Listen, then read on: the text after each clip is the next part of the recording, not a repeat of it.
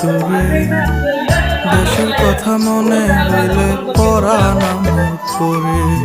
তোদের সুখের জন্যই তো থাকি দূর প্রবাসে।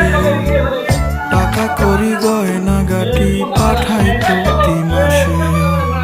সত্যি কথা বলছি রে বউ, জানতে যদি চাস, বলবো শুধু বাইচায় আছি হইয়া জিন্দা লাশ। সত্যি কথা বলছি রে বউ, জানতে যদি চাস, বলবো শুধু বাইচায় আছি হইয়া জিন্দা লাশ।